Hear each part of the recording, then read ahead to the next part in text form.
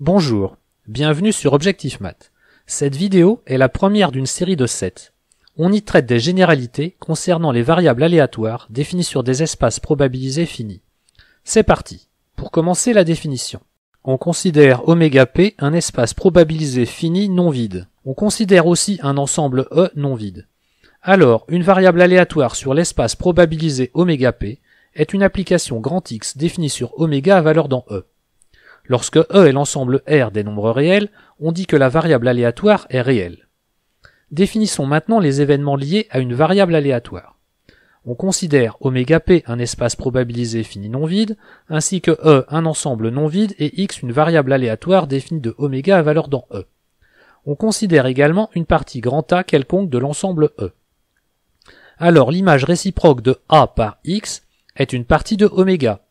Ainsi, cette image réciproque est un événement dans l'espace probabilisé ωp. Cet événement se note, grand X appartient à grand A. Écrit soit entre accolades, soit entre parenthèses. Je préfère la notation avec les accolades qui rappelle que l'on a bien affaire à un ensemble. Ayant un événement, on peut donc calculer sa probabilité que l'on note de façon cohérente par la probabilité que X appartienne à A. On peut au choix écrire ou non les accolades, mais en général, on ne met pas deux fois les parenthèses. Nous pouvons maintenant définir la loi d'une variable aléatoire. Considérons ωp un espace probabilisé non vide et fini, E un ensemble non vide, et X une variable aléatoire définie de ω à valeur dans E.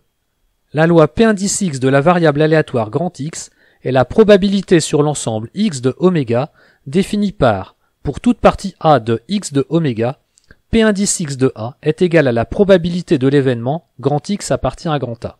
Je rappelle que X de ω désigne l'image directe de ω par l'application grand X. Nous allons démontrer que X de ω muni de cette application P indice X est un nouvel espace probabilisé fini. L'intérêt de cette loi de probabilité P indice X est que dès qu'on la connaît, l'espace probabilisé initial ωp n'est en général plus indispensable. Avant de passer à la démonstration, je vous signale un risque de confusion dû à deux notations similaires. La notation que l'on vient de voir, P indice X de A, est la probabilité de A dans l'espace probabilisé X de ω, muni de la probabilité P indice X. Grand X désigne alors une variable aléatoire sur ω et A une partie de X de ω. La notation P indice B de A, par contre, désigne la probabilité conditionnelle de A sachant B, ce qui a lieu lorsque A et B sont deux parties de ω. C'est donc la nature des objets A, B ou X qui nous indique de quoi on parle. Passons à la démonstration du fait que P indice X est bien une loi de probabilité sur X de ω. Pour commencer, ω étant un ensemble fini non vide, X de ω est aussi un ensemble fini non vide. Considérons grand A une partie de X de ω. Par définition, P indice X de A est égal à la probabilité de X appartient à A. Et P étant une probabilité, on a bien P indice X de A, qui est un réel dans l'intervalle 0, 1. Calculons maintenant P indice X de X de ω. Par définition de P indice X, on a P indice X de X de ω est égal à P de X appartient à X de ω, qui est manifestement égal à P de ω. Et P étant une probabilité sur ω, on a P de ω qui est égal à 1. Considérons maintenant deux parties A et B de X de ω que l'on suppose disjointes. On a alors P indice X de A union B est égal à la probabilité de X appartient à A union B.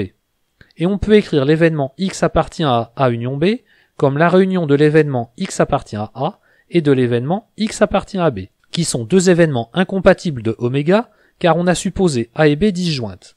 On obtient donc P indice X de A union B est égal à la probabilité de l'événement X appartient à A plus la probabilité de l'événement X appartient à B.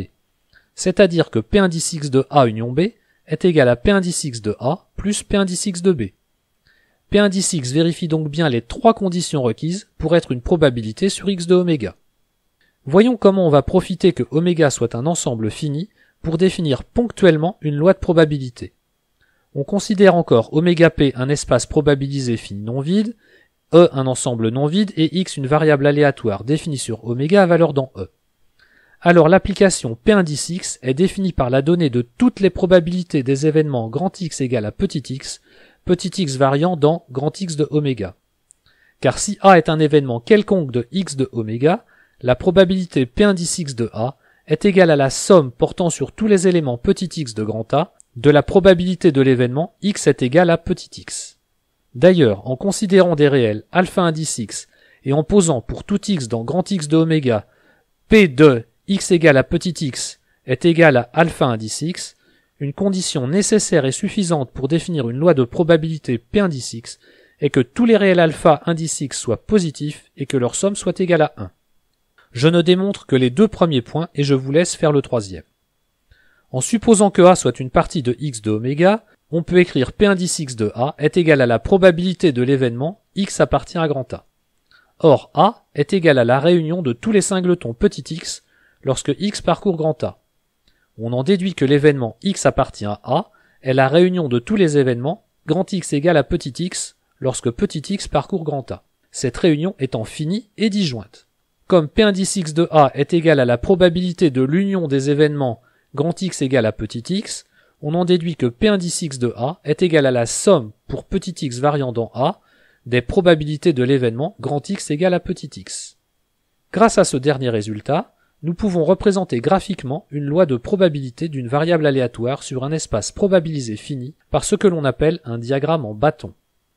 On va placer sur l'axe des abscisses tous les éléments de grand X de oméga qui sont ici en nombre fini.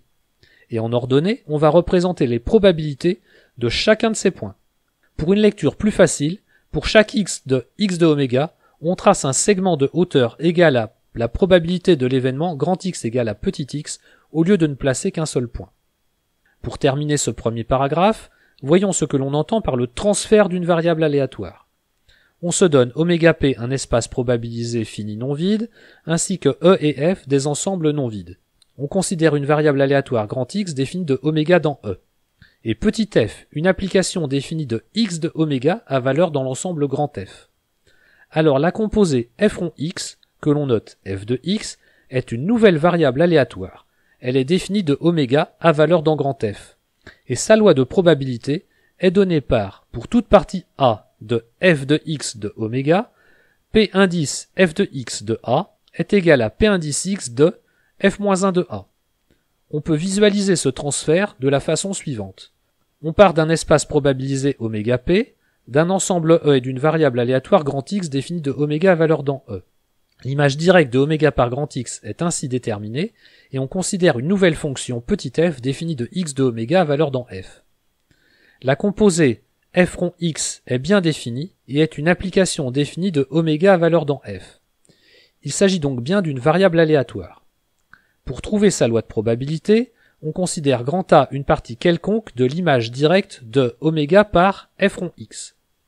Cette partie grand A a une image réciproque, f-1 de A incluse dans E, qui elle-même a une image réciproque par grand X dans oméga. Mais une propriété des images réciproques nous dit que cette dernière partie est aussi l'image réciproque de A par f rond x, ce qui termine la justification de la formule annoncée. Voilà, cette vidéo est terminée. Je vous invite maintenant à poursuivre votre étude des variables aléatoires sur les espaces probabilisés finis en suivant dans la vidéo suivante le paragraphe 2 intitulé « L'étude des lois classiques ». Vous pouvez me laisser des commentaires, me poser des questions. N'hésitez pas à cliquer sur l'un des pouces et si vous avez apprécié la vidéo, à vous abonner. Vous pouvez également voir mes autres vidéos sur cette chaîne. À bientôt sur Objectif Math.